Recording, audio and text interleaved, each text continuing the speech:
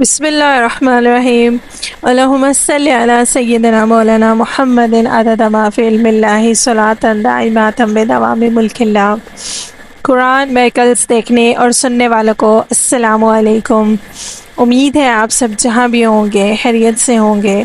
اور دعا بھی یہی ہے کہ آپ لوگ جہاں بھی ہوں اللہ تعالیٰ آپ کو اپنے حفظ و امان میں رکھے، ہر بری گھڑی سے محفوظ رکھے۔ جو مشکلات فیس کر رہے ہیں اللہ تعالیٰ اپنی رحمت سے ان مشکلات کو آسانیوں میں بدل دے۔ جو بیمار ہیں اللہ تعالیٰ انہیں شفائے کاملہ عطا فرمائے، آمین۔ محترم ناظرین، جیسا کہ قرآنی صورتوں کے فضائل اور وظائف کا سلسلہ جاری ہے، اور لاسٹ ویڈیو میں ہم نے سورہ توبہ کی فضیلت اور اس کے مین ٹاپکس کے بارے میں بات کی۔ آج انشاءاللہ ہم سورہ توبہ کے وظائف کے بارے میں بات کریں گے، لیکن اس سے پہلے ہمیشہ کی طرح ہم اپنی سورہ توبہ کو تھوڑا سا ہم ریکیپ کریں گے ان ناظرین کے لیے جنہوں نے ہمیں ابھی ابھی جوائن کیا ہے، تاکہ انہیں آسانی ہو جائے کہ ہم نے سورہ توبہ میں کیا باتیں ڈسکس کی۔ ٹھیک ہے، تو محترم ناظرین، سورہ توبہ قرآن پاک کی 9ویں سورت ہے، اور اس کی 129 آیات، اور یہ مدنی سورت ہے، اور یہ 2 رکوع پر مشتمل ہے۔ محترم ناظرین، توبہ کا معنی ہوتا ہے رجوع کرنا، یعنی کہ اللہ تعالیٰ کی طرف رجوع کرنا، اور جب اللہ کی طرف بندہ اپنے گناہ لے کر ندامت کے ساتھ اس نیت کے ساتھ توجہ کرتا ہے کہ اللہ اسے معاف کر دے، تو اللہ تعالیٰ بھی اپنی پوری رحمت لے کر اس بندے کی طرف رجوع کرتے ہیں اور اسے معاف کر دیتے ہیں۔ محترم ناظرین، اس صورت میں رسول صلی اللہ علیہ وآلہ وسلم نے مومن اور منافق کے درمیان فرق کی علامت یہ بتائی کہ منافق کبھی سورہ ہود، سورہ توبہ، سورہ یاسین، سورہ دخان اور سورہ نبا کبھی یاد نہیں کر سکتا، اور یہ صرف مومن کے دل میں روشنی پھیلاتا ہے۔ ٹھیک ہے، پھر حضرت فاروق اعظم رضی اللہ تعالیٰ عنہ نے اپنے گورنر حکمرانوں کو لیٹر لکھے اور آفیشلی آرڈر کر دیا کہ جو حکمران ہوں گے انہوں نے لازمی سورہ توبہ کو یاد کرنا ہے، تبھی انہیں پتہ چلے گا کہ کون سے رولز نافذ کرنے ہیں اور کون سے نہیں کرنے، کیونکہ مقصد صرف قرآن پاک کا نفاذ ہے۔ ٹھیک ہے، اور اگر وہ یہ صورت نہیں یاد کریں گے تو قرآن کا جو مقصد ہے اور جو اس کے احکام ہے وہ نافذ نہیں ہو سکتے۔ محترم ناظرین، سورہ توبہ میں اللہ تعالیٰ نے ایسے لوگوں کا بھی ذکر کیا ہے جنہوں نے جہاد کے دوران کوتاہی کی، تو اللہ تعالیٰ ان سے ناراض ہوئے، لیکن جب انہوں نے توبہ کی تو اللہ تعالیٰ نے انہیں معاف کر دیا۔ محترم ناظرین، توبہ کی بہت فضیلت ہے، اور نبی صلی اللہ علیہ وآلہ وسلم نے اہل ایمان کو استغفار کی بہت فضیلت بتائی کہ آپ ہر ٹائم استغفار کرتے رہیں۔ اس کا فائدہ یہ ہوتا ہے کہ جو آپ کے دانستہ اور غیر دانستہ گناہ ہوتے ہیں شب و روز میں، اللہ تعالیٰ انہیں معاف فرما دیتا ہے۔ تو محترم ناظرین، یہ کچھ اس کے مین پوائنٹس تھے، اس کا ایک قسم کا آپ خلاصہ سمجھ لیں جو ہم نے کل سورہ توبہ کے بارے میں بات کی۔ اب انشاءاللہ ہم سورہ توبہ کے بینیفٹس اور اس کے وظائف کے بارے میں بات کریں گے۔ اچھا محترم ناظرین، کچھ ایسی مشکلات زندگی میں آ جاتی ہیں جنہیں ہم سمجھتے ہیں کہ یہ کبھی حل نہیں ہوں گی، تو اللہ تعالیٰ نے اپنی صورتوں میں بہت سی خصوصیات رکھی ہیں، اور سورہ توبہ کی یہ خصوصیت ہے کہ اگر کوئی انسان ایسی کوئی مشکل فیس کر رہا ہے جو حل نہیں ہو پا رہی یا نظر نہیں آ رہی کہ یہ حل ہوگی، تو آپ سورہ توبہ کو روزانہ پڑھیں، چند دن کے لیے، دن میں 1 دفعہ پڑھیں، 2 دفعہ پڑھیں، 3 دفعہ پڑھیں، جتنی آپ کی استطاعت ہے آپ اتنا اسے پڑھیں، لیکن کوشش کریں کہ اسے ریگولر پڑھیں تو انشاءاللہ آپ کی وہ پرابلم سالو ہو جائے گی۔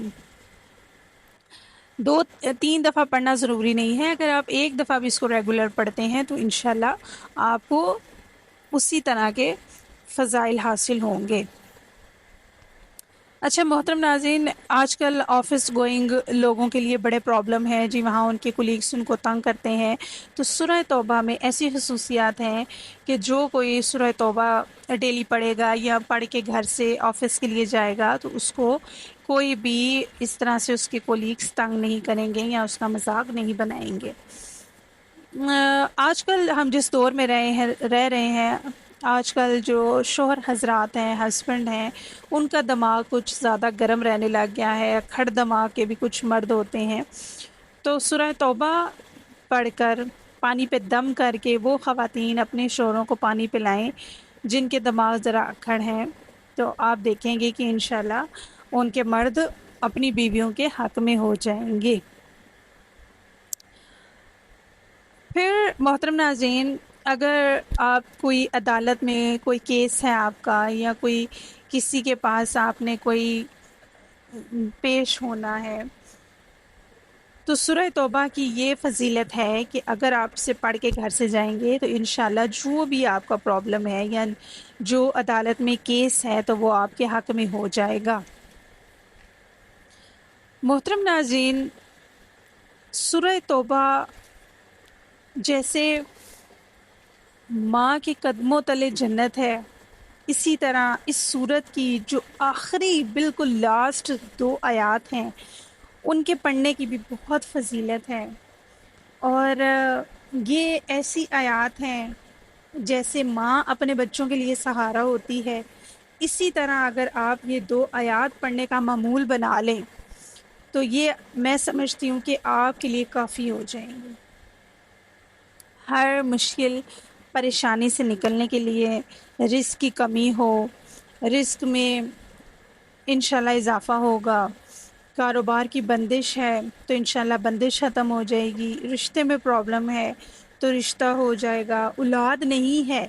تو اولاد کی نیت سے پڑھیں تو انشاءاللہ اللہ تعالیٰ آپ کو صاحب اولاد کرے گا. کوئی بھی پرابلم ہے، آپ اس سے پڑھیں تو انشاءاللہ آپ دیکھیں گے کہ آپ کا ہر دن کامیابی کی طرف جائے گا